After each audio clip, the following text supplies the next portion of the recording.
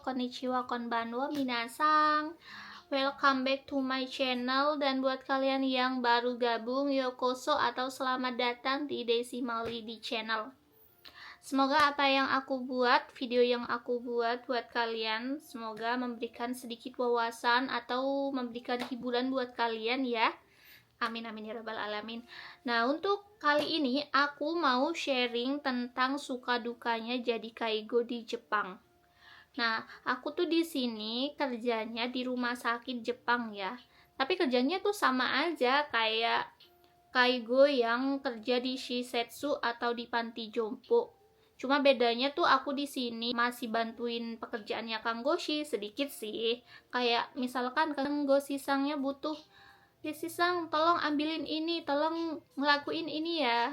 Ya, aku kerjain. Tapi kalau masalah tentang kesehatan itu aku nggak bantuin sama sekali. Cuma bantuin tentang kesehariannya pasien atau lansia yang ada di rumah sakit. Nah, mungkin salah satu dari kalian yang nonton video ini ingin kerja di Jepang sebagai kaigo. Jadi mungkin video ini bisa jadi sedikit gambaran buat kalian cocok nggak sih kerja di kaigo gitu ya. Semoga video ini bermanfaat buat kalian yang ingin kerja ke Jepang sebagai kaigo atau sedang bingung mau pilih job apa.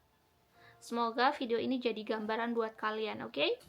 Jadi kalau gitu ayo kita langsung aja mulai pembahasan kita tentang suka dan dukanya jadi kaigo di Jepang yuk. Yang pertama adalah sukanya dulu ya, sukanya dulu. Yang pertama adalah bahasa. Nah, karena kita kan setiap hari bertemu langsung dengan orang, dengan pasien, dengan Kang Goshi-sang, dengan rekan kerja yang sesama kaigoshi, itu kan harus pakai bahasa Jepang. Otomatis bahasa kita tiap hari itu akan terus meningkat. Jadi itu bisa menjadi suatu hal positif buat kita, biar bahasa kita itu semakin meningkat dan saat pulang nanti kita bisa gunakan itu untuk jadi sensei misalnya, mau jadi tour guide atau yang lain-lain yang penting hubungannya dengan bahasa Jepang. Yang kedua, menurut aku enaknya jadi kaigo di Jepang itu adalah panas nggak kepanasan, dingin nggak kedinginan. Kalian tahu kan kalau di Jepang itu ada 4 musim. Kalau udah panas-panas banget, dingin banget pokoknya, sampai turun salju ya kan, udah beda banget sama cuaca yang ada di Indonesia. Nah, kalau kayak dibandingin sama yang kerja di Gemba, di pertanian kayak gitu tuh kan, menurut aku itu kayak yang taiheng banget atau berat banget ya. Soalnya kalau udah panas tuh panas banget sampai hitam kan mereka itu yang kerja di pertanian atau di Gemba. Ataupun pas musim salju kan kasihan juga, dinginnya itu Masya Allah sampai nusuk ke tulang-tulang. Nah kan semua orang itu, setiap orang kan beda-beda, ketahanannya juga beda-beda, ada yang kuat di dingin, ada yang kuat di panas. Nah menurut aku job yang paling aman itu adalah kaigo karena ada di dalam ruangan, jadi nggak kepanasan dan kedinginan. Dan yang ketiga adalah lowongan pekerjaan sebagai kaigo di Jepang itu banyak banget ya. Karena kan di Jepang populasi lansianya itu semakin meningkat dan usia produktifnya itu semakin menurun. Soalnya kan muda-mudi orang Jepang itu yang masih muda-muda itu nggak mau kerja sebagai kaigo. Adanya tuh yang paling banyak ya udah lanjut usia gitu, paling banyak kayak gitu. Kalau yang muda-muda itu jarang aku ngeliat anak-anak muda yang mau jadi kaigo. Jadi perusahaan Jepang itu memutuskan mencari banyak-banyak tenaga kerja asing ya, contohnya dari Indonesia ya. Yang keempat, menurut aku suatu pekerjaan kaigo atau perawat lansia itu adalah pekerjaan yang sangat mulia ya minasang. Kenapa begitu? Karena kita itu bisa membantu suatu kehidupannya seseorang di saat usia senjanya, yang dimana mereka nggak bisa ngapa-ngapain, makan aja nggak bisa, jalan aja nggak bisa, ganti pampers, dan semuanya tentang kehidupan sehari-harinya kita bisa membantu mereka. Nah itu akan menjadi suatu gambaran buat kita. Misalnya, kalau nanti aku tua tuh kayak gini apa ya. Aku juga sering mikir kayak gitu kalau ngeliatin pasien lagi tidur, lagi makan, kasihan banget gitu kan. aku apa bakalan kayak gitu kalau udah tua nanti gitu.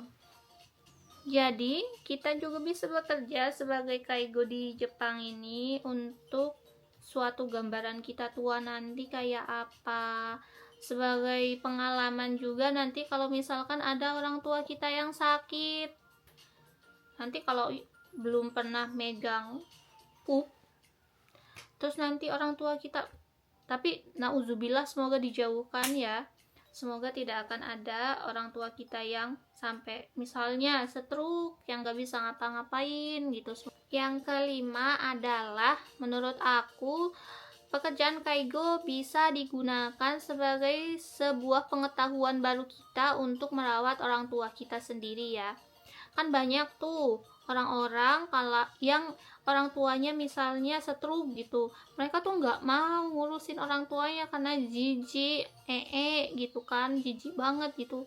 Nah sebagai kaigo itu kita itu nggak bakalan adanya namanya jijik gitu, nggak mungkin. Nya orang lain aja kita nggak jijik, apalagi cuma orang tua kita yang udah nyebokin kita juga dari bayi, nggak mungkin kan. Nah itu juga bisa buat kita mengerti cara-cara merawat orang tua, jadi nggak kikuk.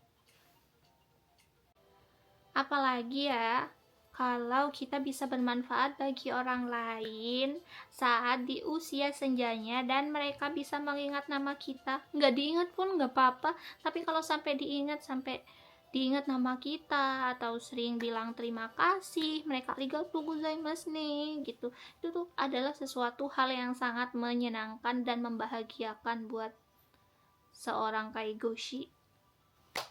Nah, itulah sedikit wawasan tentang sukanya jadi kaigoshi di Jepang. Lanjut, yang selanjutnya adalah dukanya kerja jadi kaigo di Jepang. Oke, yang pertama adalah kalian harus melihat, mencium, menyentuh, nggak menyentuh sih, pakai sarung tangan ya, pipisnya, pupnya lansia, dan itu yang kadang-kadang sangat wow dan menjijikan. Jadi kalian gak boleh jijian ya minasang kalau mau kerja jadi kaigo.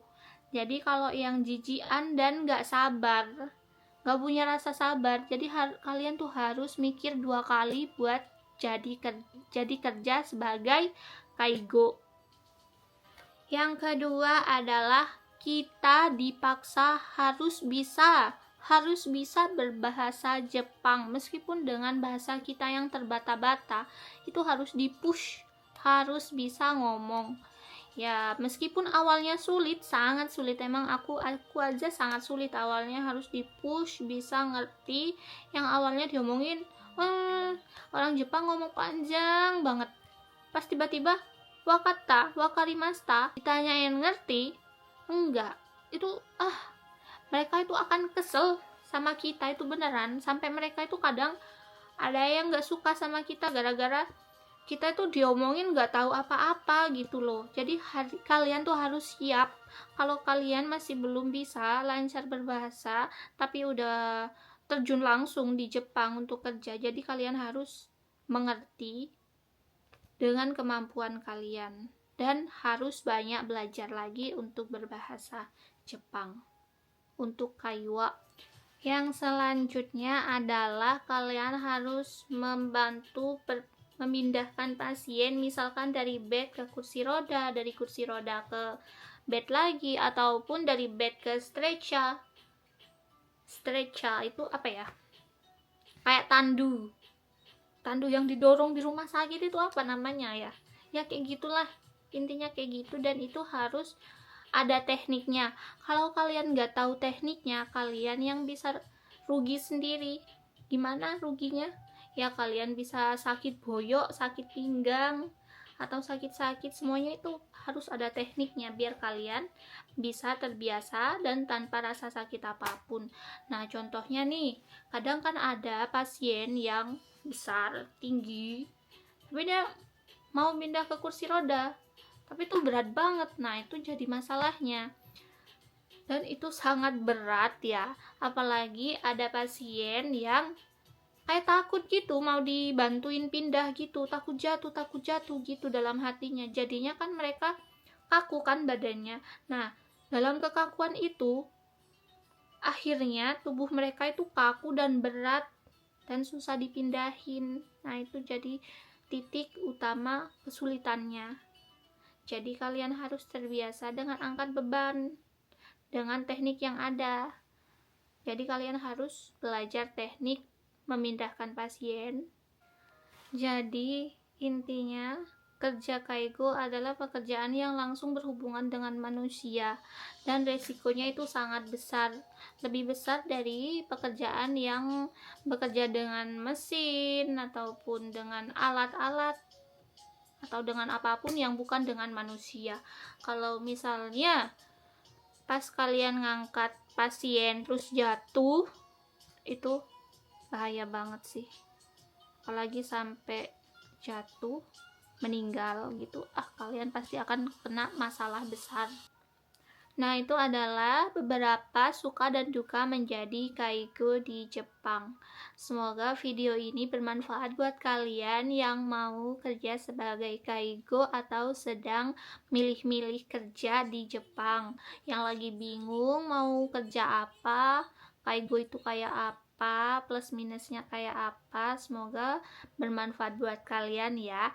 Dan kalau video ini bermanfaat buat kalian, jangan lupa like, comment, dan subscribe channel aku biar aku semakin semangat bikin videonya dan bisa sharing tentang kehidupan yang ada di Jepang ini. Jadi terima kasih, sehat selalu buat kalian. Arigatou gozaimasu minasan. Wassalamualaikum warahmatullahi wabarakatuh. Bye bye.